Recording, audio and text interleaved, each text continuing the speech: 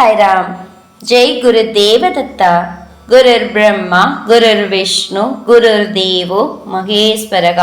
गुरु साक्षात् परब्रह्मा तस्मै श्री गुरुवे नमः। अक्कलकोट श्री स्वामी समर्थ लीलामिर्दम அத்தியாயம் 65 கலியுகத்தின் தெய்வம்.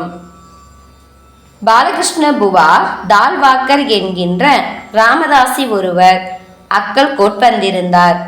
அவர் ஸ்ரீ சுவாமி சமர்த்தரின் தரிசனத்துக்காக சென்றபோது அவரிடம் ராமநாமத்தை கூறும்போது கவனமாக இரு, தண்ணீரை சர்க்கரையில் கலந்து விடாதே என்று கூறினார். லவ் ஸ்ரீ பாத வல்லபம் என்கின்ற கூற்றின்படி கலியுகத்தில் ஸ்ரீ சுவாமி சமர்த்தர் மற்றும் ஸ்ரீபாத வல்லபரின் புகழ் பரவும் என்று உணர்ந்து கொள்ள முடிகிறது. ராமர் மற்றும் கிருஷ்ணர் முந்தைய யுகங்களின் அவதாரங்கள். இப்போதைய கால சூழ்நிலைக்கு ஸ்ரீபாத ஸ்ரீவல்லபரும் ஸ்ரீ சுவாமி சமர்த்தருமே கலியுகத்தின் அவதாரங்கள்.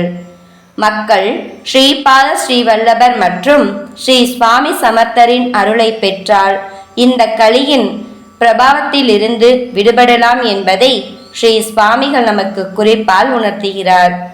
இனிவரும் காலங்களில் இந்த உலகம் முழுவதும் ஸ்ரீ தத்தாத்திரேயரின் புகழ் பரவும் என்பதை நம்மால் ஊகிக்க முடிகிறது.